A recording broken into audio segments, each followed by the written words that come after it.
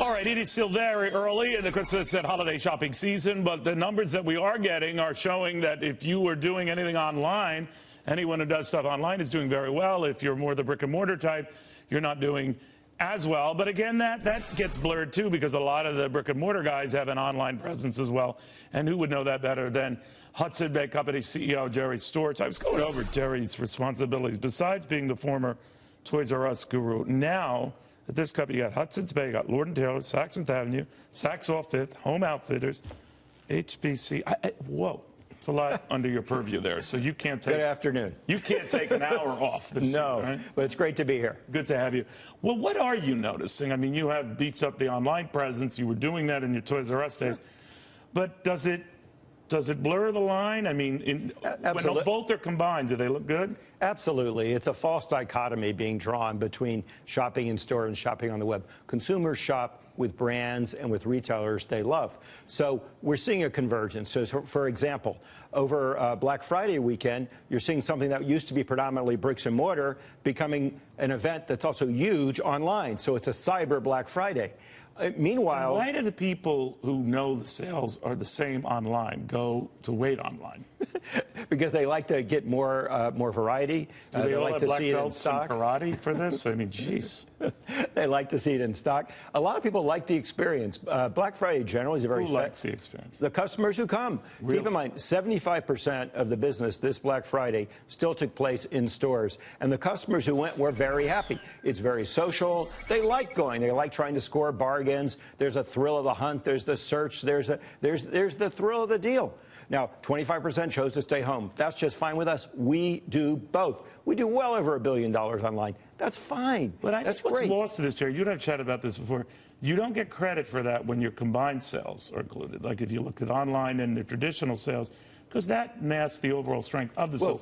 Amazon, of course, the focus is on just what they're doing online, because that's what they do. We get credit in our P&L, and we get credit when we report our sales. Okay. But some of these media reports that come out, et cetera, talk about is if you have to either be a bricks and mortar retailer as if you're a dinosaur and don't understand about the internet, or just an internet company who's so cool and gets it. When in reality, the biggest growth, according to all the sources I've seen over the Black Friday weekend, the biggest growth online came from the internet arms of the bricks and mortar retailers, growing faster than the internet-only companies. Now, what do you make of Amazon? Now, I know you can look at other stocks and companies. They're all different dynamics, but, you know, that thing is worth the value of Latin America right now. Amazon's a horse of a different color. It's its own animal. There aren't too many Amazons, and Amazon is not the entire internet. As large as now it has access to all the goods and services, presumably, that are out there, maybe in your case as well. It's still a relatively small percentage of total retail sales. And even though it's growing rapidly, so are the internet arms of the large bricks and mortar retailers. So it's not like the whole world is going to Amazon. But is there ever a point of diminishing returns for you, Jerry, where you look at either the traffic at a Saks or Lord & Taylor, now those are different beasts, I grant you, and say, well, it's not worth it keeping this pricey store open in the middle of pricey Manhattan, let's say, when I can do it all online, because the name carries cachet? Absolutely not. Really? The general trend over the last several years has been that sales in bricks and mortar stores are basically flat. Keep in mind what I'm saying. They're not declining. Sometimes you read that as if people think that the bricks and mortar are going away. When they say flat, so volume sales? The volume is the same as it was the year before. I'm not talking about Saks per se, but retail in general. You know, it's essentially constant in the stores with all the growth online. And if you have a great internet arm like we do with Saks.com or SaksOffFifth.com or LordandTaylor.com, then you can also shop us on the internet.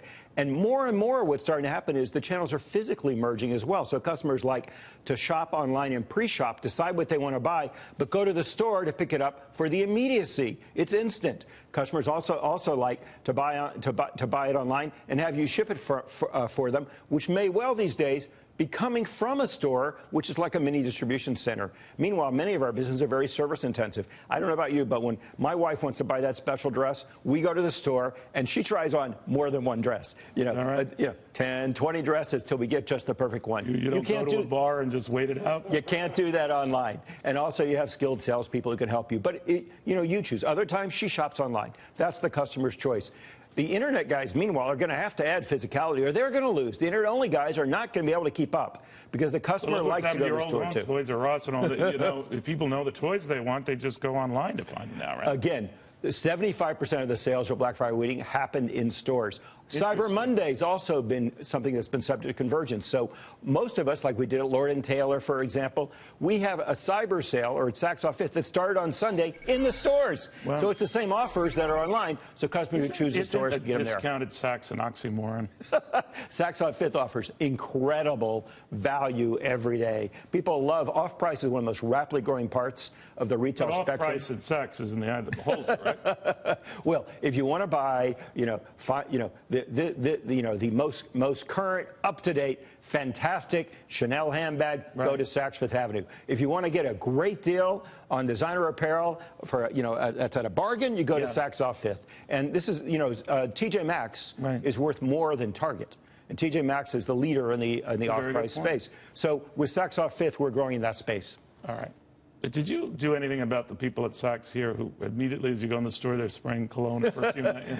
It's part of the excitement and drama. Not really. I ended up smelling like 14 different perfumes. But we love it. All right. Yes, you do. Jerry, thank you very much. This man is a legend in the retail community.